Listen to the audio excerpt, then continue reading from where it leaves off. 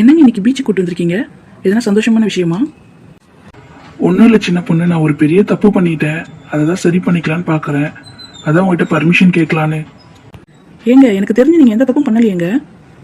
அது ஒன்றும் இல்லை சின்ன பொண்ணு, வரதட்சணை வாங்குறது சட்டப்படி குற்றமா, அது பெரிய தப்பா. அதான் அதான் எங்க வீட்டுல இருக்கிறத போறேன்னு சொன்னாலும் கேட்காம நிறைய கேட்டு வாங்கிட்டீங்களே. எங்க அப்பா இன்னும் அதுக்கு பட்ட கடனே அடைச்சுன்னு தான் இருக்காரு. இப்ப என்ன அதுக்கு? அதுதான் சின்ன பொண்ணு என் மனசை உறுத்திக்கிட்டே இருக்கு. இப்ப என்ன பண்ண போறீங்க அதுக்கு? அதான் வரதட்சணை வாங்காம இன்னொரு முறை கல்யாணம் பண்ணலான்னு பார்க்குறேன். அதுக்கு தான் உன் பர்மிஷன் வேணும். டேய், என்கிட்டயும் வேலையை காமிக்கலையா? இருறா உனக்கு வைக்கிறான் அப்பு. என்னங்க அப்படியா? என்னால் நம்பவே முடியல. ரொம்ப சந்தோஷங்க. என்ன சின்ன பொண்ணு உடனே சம்மதம் சொல்லிட்டு, உனக்கு ஒன்றும் பிரச்சனை இல்லையா? என்னங்க பிரச்சனை? போட்ட நகைலாம் நீங்க திரும்ப என்கிட்ட கொடுக்க போறீங்க. நான் திரும்ப அதை எங்க அப்பா கிட்ட கொடுப்பேன்.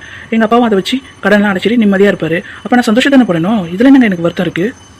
அப்புறம் நீங்க வரதட்சணை இல்லாம என்ன மறுபடியும் கல்யாணம் பண்ணிக்கங்க. அவ்வளவுதான், சிம்பிள்.